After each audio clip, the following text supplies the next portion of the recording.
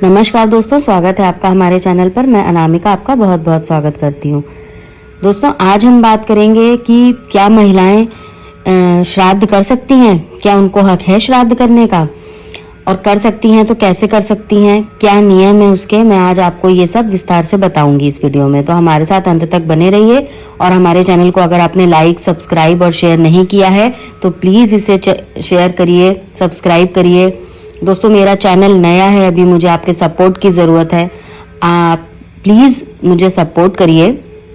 मैं आपको हर तीज त्योहार या ओकेजन्स जो भी आएंगे, मैं आपको समय से उनकी जानकारी पूरी डिटेल में अवश्य देती रहूंगी। तो दोस्तों, हम बात करते हैं कि क्या महिलाएं श्राद्ध कर सकती हैं या नहीं। दोस्तों, शास्त्रों के अनुसार यदि परिवार में कोई भी पुरुष सदस्य नहीं है तो ऐसी स्थिति में महिला भी संकल्प लेकर श्राद्ध कर सकती है, लेकिन इसके लिए शास्त्रों में कुछ नियम बताए गए हैं।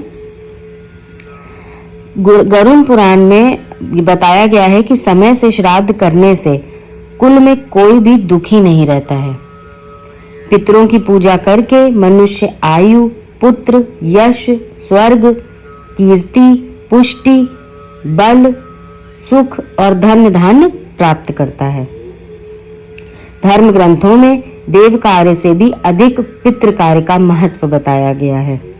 देव पूजन से पहले पितर पूजन किए जाने का विधान है। दोस्तों, आप कोई भी पूजन करें अपने घर में, बड़ा पूजन, छोटा पूजन, किसी भी तरह का पूजन आप करें तो आपको क्या करना चाहिए, आपको देव पूजन से पहले अपने पितरों की पूजा अवश्य करनी चाहिए, उनको अवश्य याद करना चाहिए।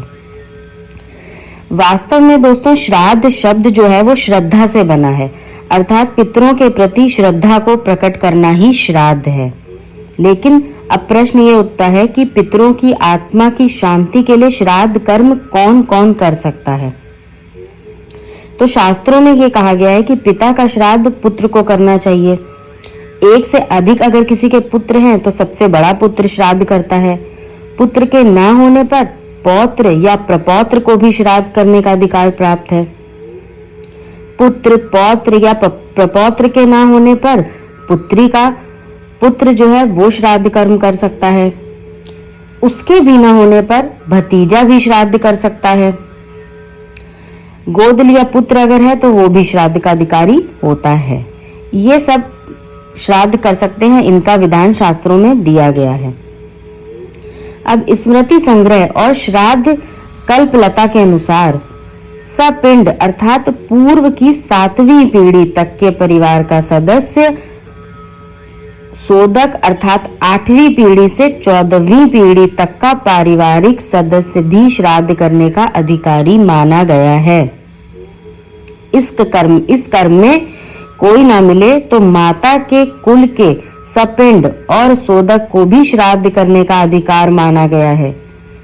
लेकिन इन सब में महिलाओं को लेकर अक्सर यह सवाल उठते रहते हैं कि क्या वे श्राद्ध करने की अधिकारी हैं? किन परिस्थितियों में वे अपने पूर्वजों को पिंडदान करने की पात्र हैं? शास्त्र कहते हैं दोस्तों कि यदि किसी के पुत्र ना हो और पत्नी जीवित हो तो पत्नी दिव्यगंत पति की आत्मा की शांति के लिए श्राद्ध कर्म अवश्य कर सकती है। किसी के न होने पर पुत्री भी श्राद्ध कर्म कर सकती है। उसी कुल की विधवा स्त्री भी श्राद्ध कर्म कर सकती है। पिता एवं माता के कुल में अगर कोई भी ना हो तो स्त्री को भी श्राद्ध करने का अधिकार प्राप्त है। श्राद्ध करने से नाबालिग लड़कियों को केवल रोका गया है, केवल नाबालिग लड़कियां श्राद्ध नहीं कर सकती, लेकिन विवाहित महिलाएं श्राद्ध करने की पात्र हैं। पति या पुत्र अगर बीमार हैं तो उसके हाथ का आप स्पर्श कराकर आप श्राद्ध कर्म कर सकती हैं। अगर आपके पति नहीं है इस काबिल अभी इस समय कि वो श्राद्ध कर पाए, वो बीमार हैं या किसी भी वजह से वो नहीं कर सकते हैं, तो आप उनका हाथ केवल लगवा दें और आप श्राद्ध कर्म कर दें। उनका हाथ आप श्राद्ध की सामग्री में लगवा के आप श्राद्ध कर्म कर दें। घर में कोई अगर वृद्ध महिला है तो युवा महिला से पहले श्राद्ध करने का अधिकार उसका होगा। ये विशेष ध्यान रखिएगा कि अगर आपके घर में कोई वृद्ध महिला है तो वो ही श्राद्ध कर्म करे, उससे कम आयु की महिला श्राद्ध तब तक ना करे जब तक वृद्ध महिला घर में हो। तो दोस्तों ये थी जानकारी कि महिलाएं श्राद्ध कर सकती हैं या नहीं कर सकती हैं, जो मैंने आपको पूरी जानकारी दे दी है।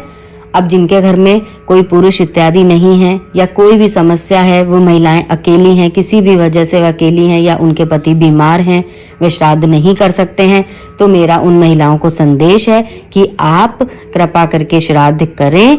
वे आपके भी पूर्वज हैं, आप बिल्कुल उनका श्राद्ध कर सकती हैं, आप बिल्कुल उनको याद कर सकती हैं, आप पूरी श्रद्धा से उनका श्राद्ध करें। वे आपके भी पूर्वज हैं, वे आपको आशीष देने अवश्य ही आएंगे। और साथ ही साथ अगर आपके पति की बीमार हैं, किसी वजह से परेशान हैं, तो उनके लिए भी अपने पूर्वजों से प्रार्थना करें, वे आराम पहुंचाएंगे, हर चीज में आपको सहयोग अवश्य देंगे। तो दोस्तों आज का टॉपिक मैं यहीं से खत्म करती हूँ। मैं नेक्स्ट टॉपिक में फिर मिलूंगी अगले वीडियो में आपसे। तो यहीं से मैं आपसे विदा ले रही हूँ दोस्तों, धन्यवाद।